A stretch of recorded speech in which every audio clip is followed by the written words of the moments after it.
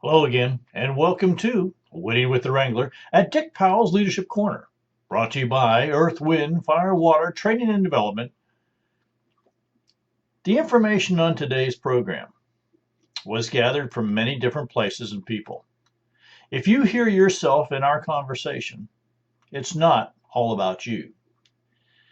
For speaking appearances or just for support, give us a call, 727-422-1833, or go to our website and leave us a message, ewfw.org. Today, I'm going to start off with something that I hope makes leaders think. And it's entitled The Fence Post.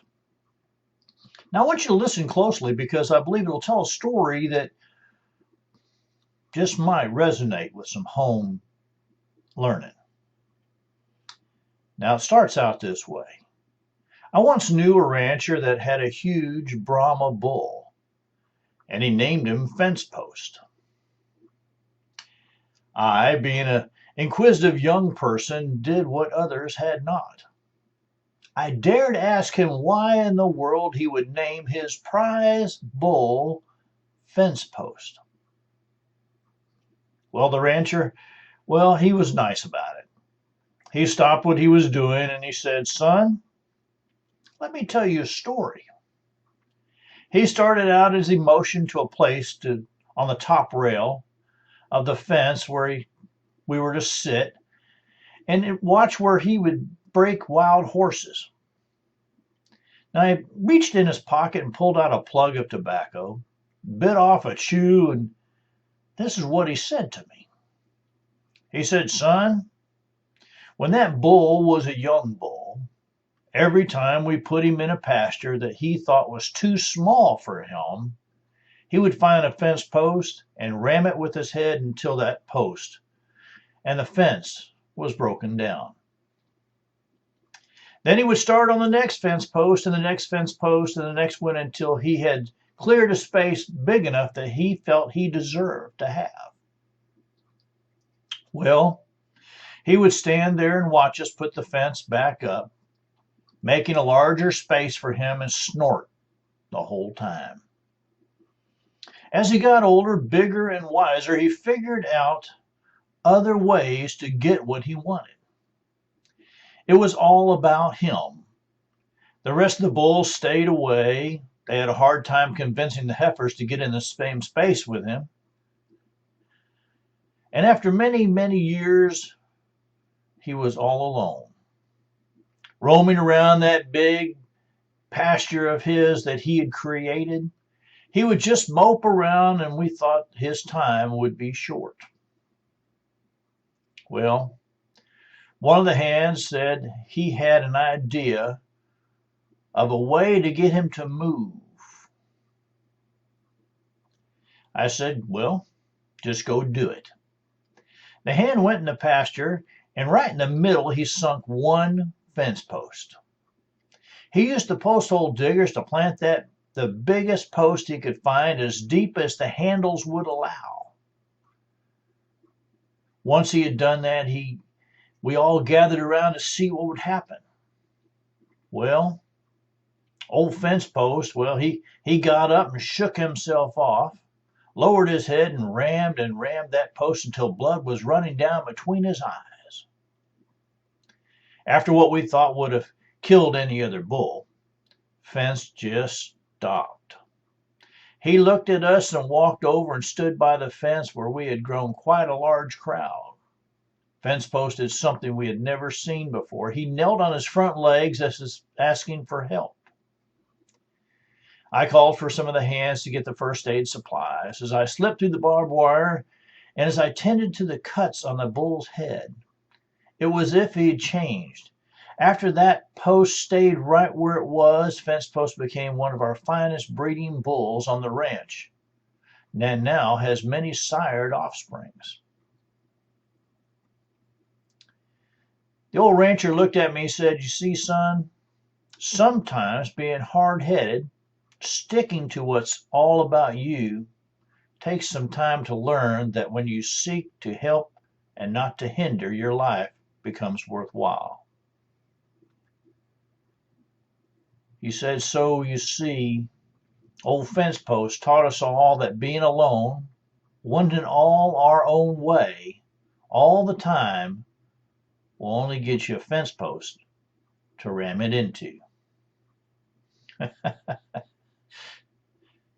You see, the question for you, son, he said to me, will you be like old fence post and take a bloody head to learn the lesson? Or will you remember this story and decide to change right now?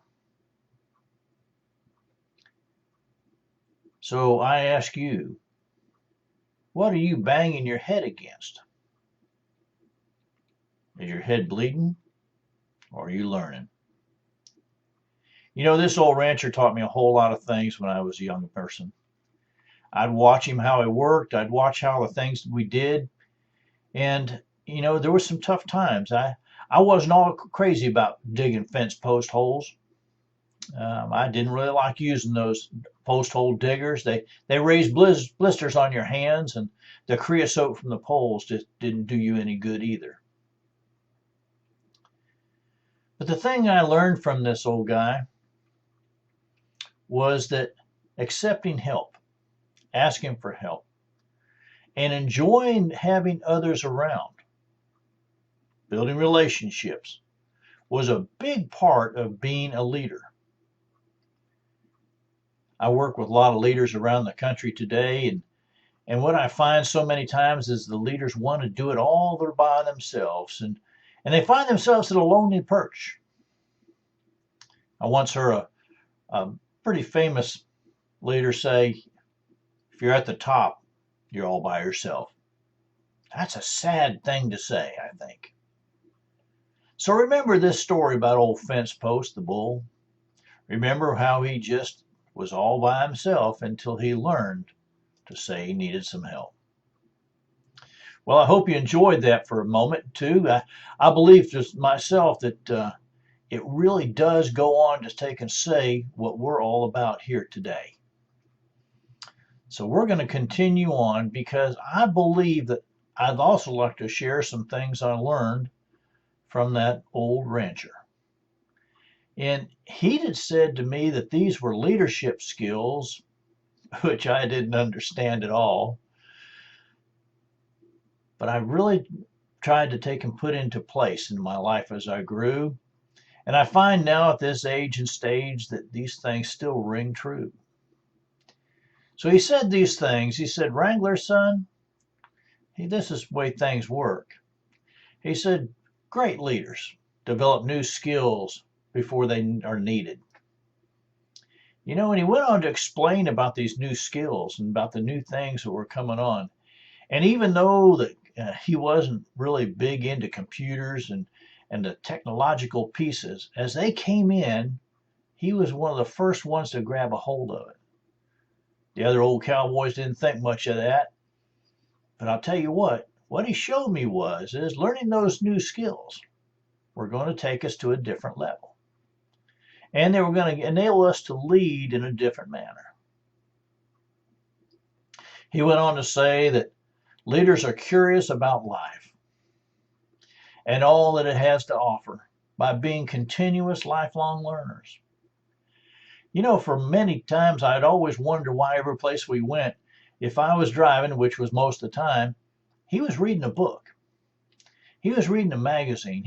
He was doing something to take him on to that next level.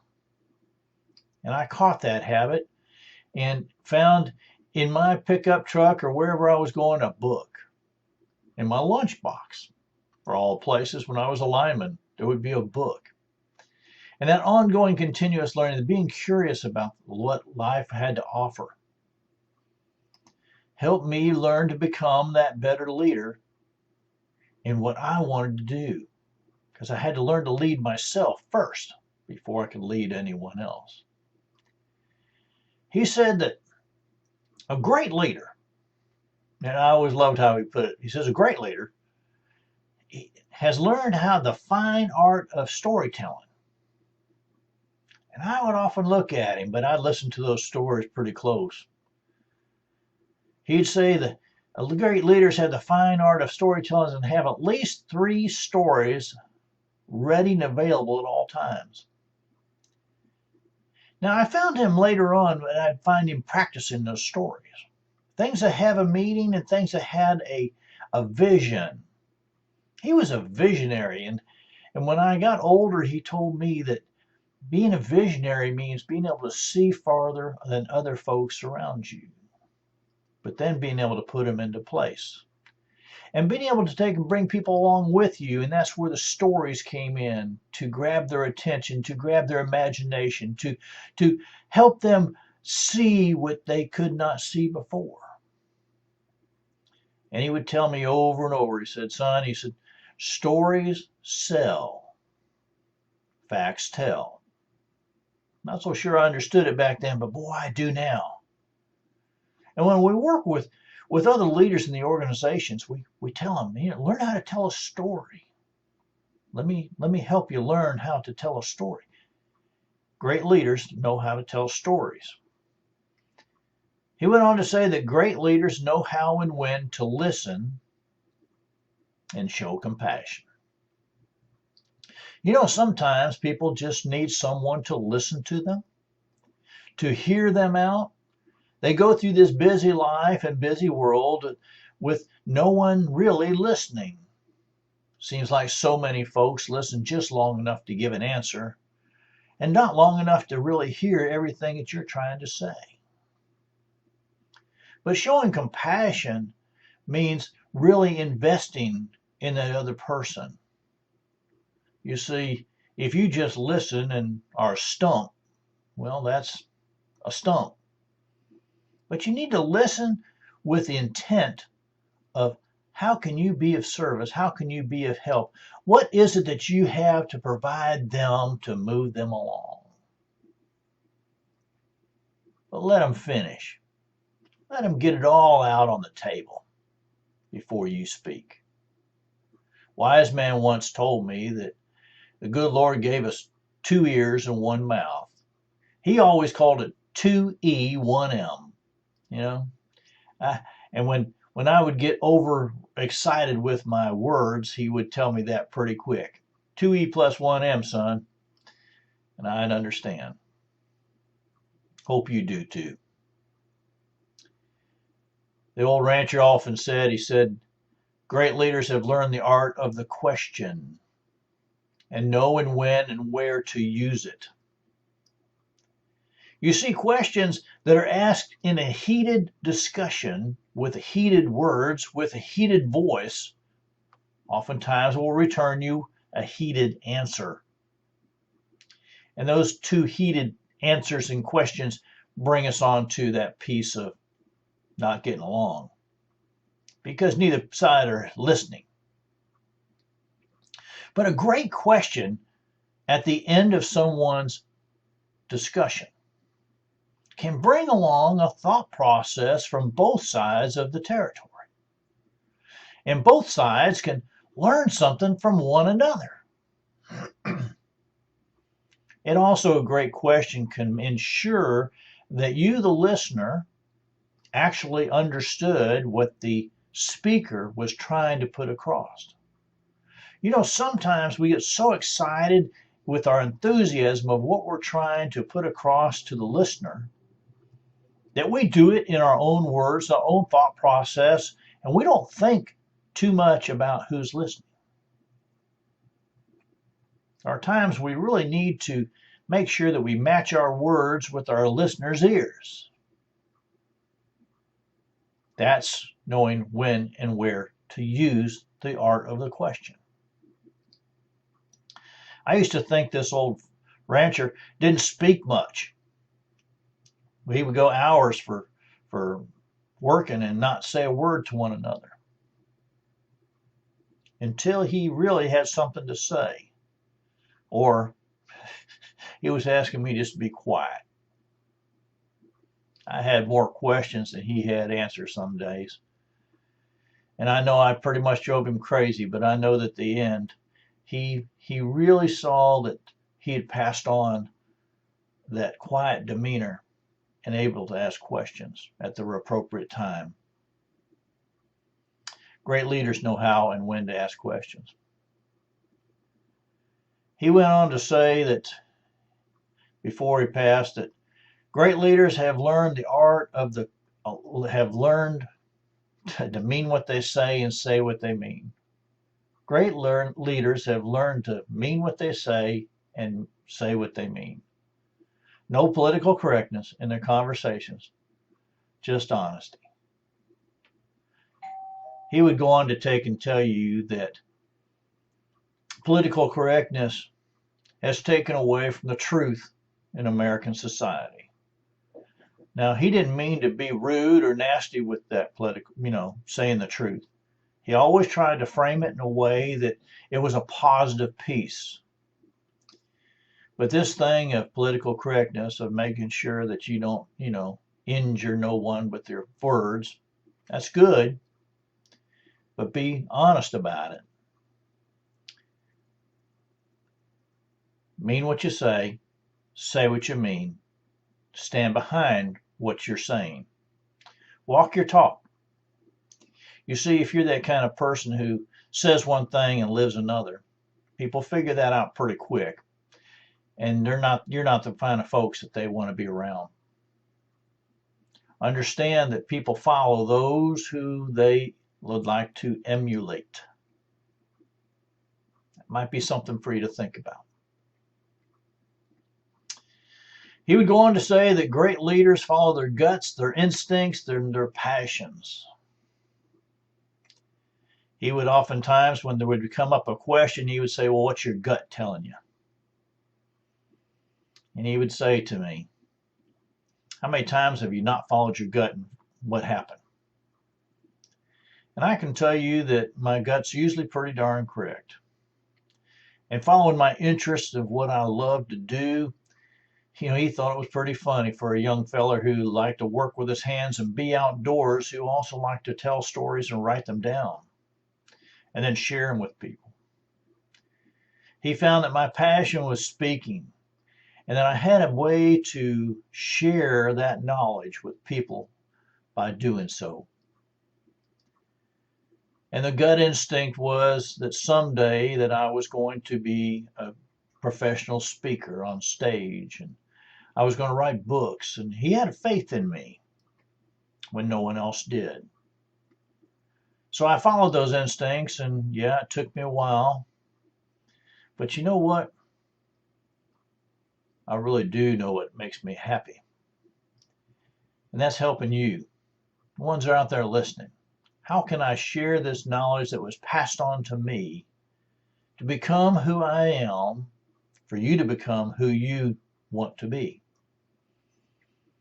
Great leaders follow their guts, their instincts, their interests, their passions. He would go on to say that great leaders read constantly on many different subjects at a time, exploring their interests, exploring their passion, exploring their business, and doing it just for fun. One of the magazines that he handed me one day was Smithsonian Magazine.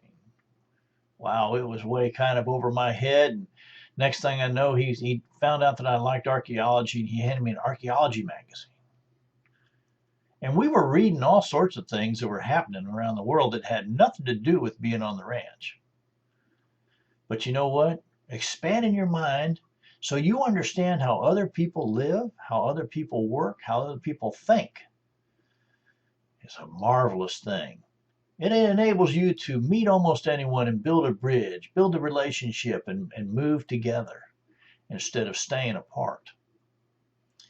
And that is a real secret to life. Now, this one, I have to tell you, it was kind of a situation.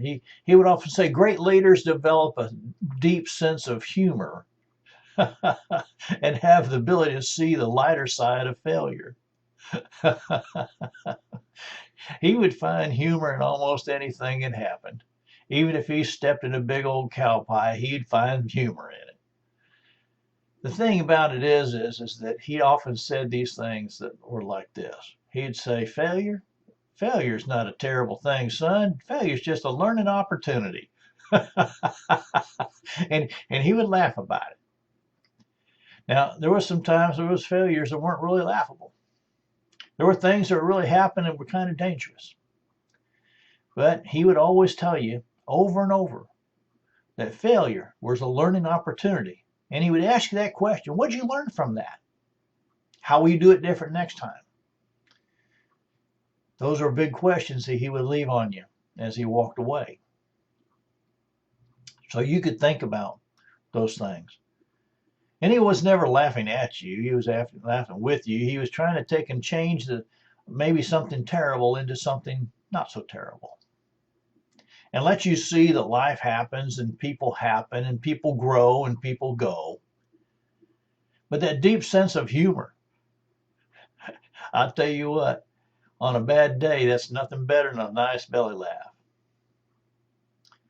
He went on to say these things like, leaders build solid relationships by having a genuine interest in what makes the other person happy and engaged.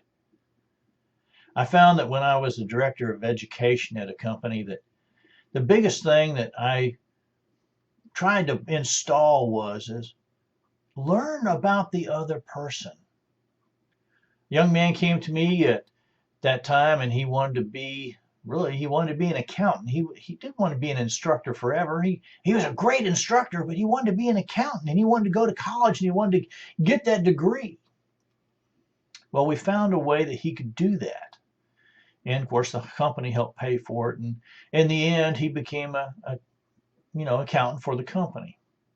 What a great way to help someone else realize. But if I had never taken the time to learn what really made him happy, really learned what his interest was, that would have never happened. Think what a terrible waste that would have been of that young man to be an instructor for the rest of his career and not really get to do what he wanted to do. I think about it all the time. Had somebody not really pushed me a little harder to take and be an archaeologist instead of a lineman. Not that I didn't love being a lineman. Don't get me wrong. Loved it.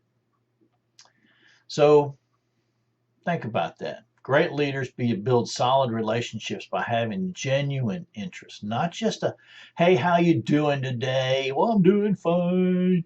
It's more than that. It's more than asking, hey, how are the kids today and what's going on and what are you doing for fun? What do you do when you're not here at work? You'd be surprised when you ask that question as a leader, what answers you're going to get. You're going to find some people have some really talents that don't show when they're at work. Might be a good thing. So build some solid relationships. More than a, hi, how you doing? Leaders can improvise with the best. They have the ability to make a silk purse out of a sow's ear. I love the TV show MacGyver. And the reason I like it so much is he doesn't carry any kind of weapons other than a Swiss Army knife. And that Swiss Army knife is just like a really great leader. All those different pieces in the knife, whether it's a knife or the toothpick or the tweezers or the wire stripper or whatever it is, are different parts of the tools that leader can have at his disposal or her disposal. And they can improvise with the best. When things happen, they can make it into something good. That's what leaders do. So think about that. Think about what is in your arsenal. What do you need to learn? What do you need to be carrying with you? And where do you need to be when this all happens? It's a big story and big question. He also said that leaders like to be around other leaders, learning all they can to put to use in their own lives, both personal and career. Think about that just for a moment. and how that really works. If you're a great leader, one of your basic jobs that you're called to do is to build more leaders. Now, the only way you can do that is to build people around you by building relationships.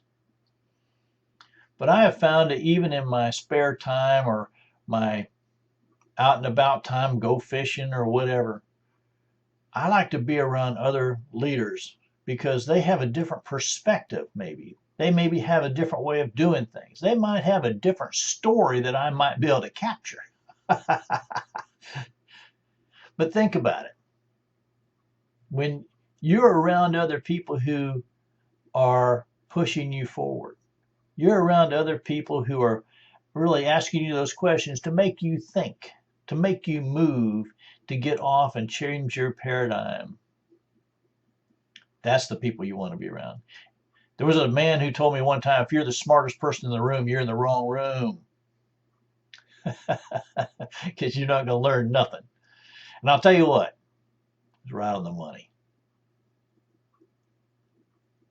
The story today about fence post led us into these things and words of wisdom of leadership by an old rancher. I'm going to skim through them pretty quick because I believe they're that important that you catch a hold of. He said, great leaders develop new skills before they're needed. He said, great leaders are curious about life and all that it has to offer by being continuous lifelong learners.